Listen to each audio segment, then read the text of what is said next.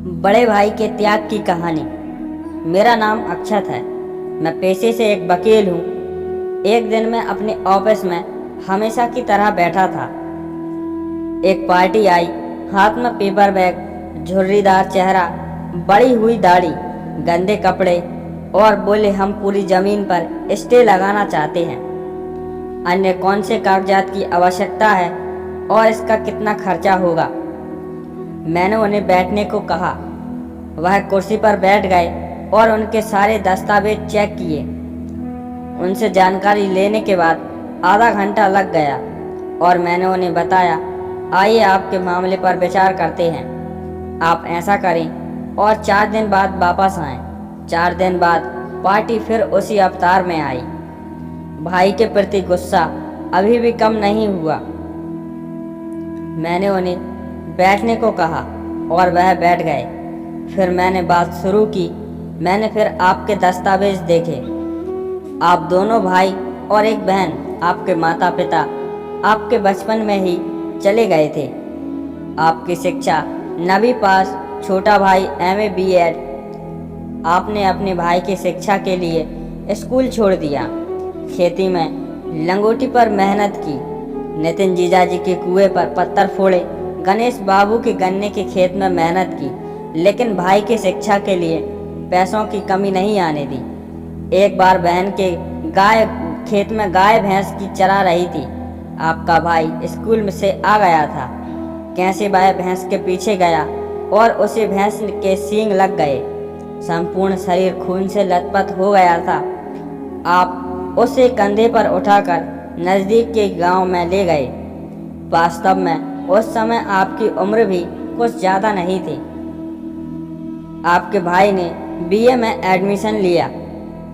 आपने फिर से जोरदार श्रम करना शुरू कर दिया, लेकिन अचानक उसे किडनी की समस्या होने लगी। बहुत सारे अस्पतालों में इलाज किया, बाहर का भी किया, लेकिन कुछ असर नहीं हुआ। अंत में डॉक्टर ने किडनी निकालने को कहा। अफसर बनने के बाद बहुत घूमना पड़ता है, काम करना पड़ता है। तुम्हें हमसे ज़्यादा तकलीफ होगी। हम खेती में रहने वाले लोग हैं। हमें एक किडनी होगी तो भी चलेगा। ऐसा कहकर आपने अपने भाई को एक किडनी डोनेट कर दी। आपकी पत्नी के नहीं कहने के बावजूद आपने किसी ना किसी की मानी। भाई MA की पढ़ाई के लिए हॉस्टल पर रहने गया। घर में अगर कभी नॉनवेज बनता था तो आप डिब्बे में पैक करके अपने छोटे भाई के लिए ले जाते थे।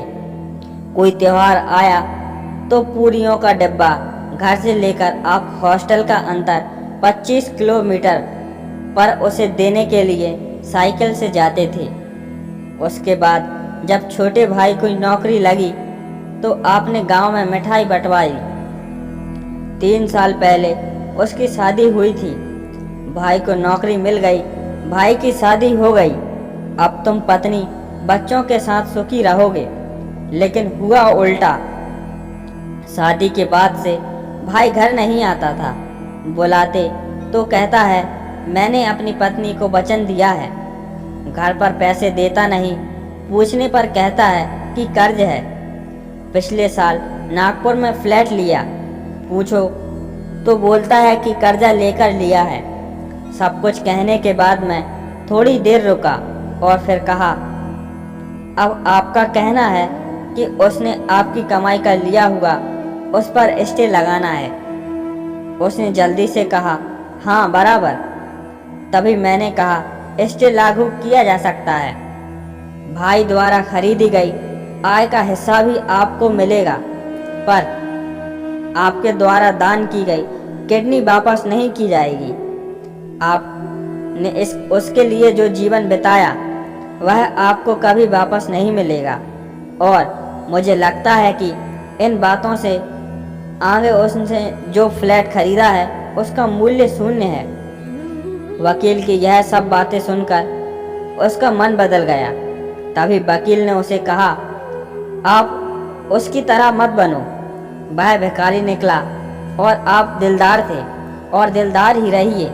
देखना, आपको किसी भी चीज की कोई कमी नहीं होगी। उल्टा मैं कहूँगा कि पितृ आय में जो आपको हिस्सा मिला उतना ही रखो, उसका हिस्सा वैसे ही पड़े रहने दो।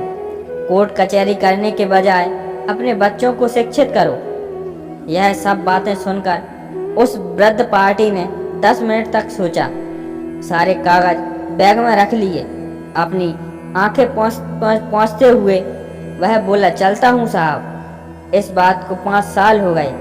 एक दिन वह पार्टी अचानक ऑफिस आई। साथ में एक गोरा चिट्टा लड़का, हाथ में बैग था।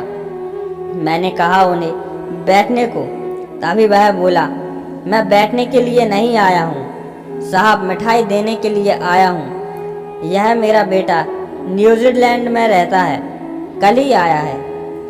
अब गांव में 3 मंजिला घर है, 8-9 एकड़ खेती ली है। आप बोले थे ना कोर्ट कचहरी के लफड़े में मत पड़ो, इसलिए तभी से मैंने बेटे की पढ़ाई का रास्ता पकड़ा और मेरा सब अच्छा होता चला गया। उस पार्टी की बातें सुनकर मेरा दिल भर आया। गुस्से को योग्य दिशा दी तो वापस गुस्से का वक्त कभी आएगा ही नहीं और जीवन में पश्चाताप भी नहीं करना पड़ेगा।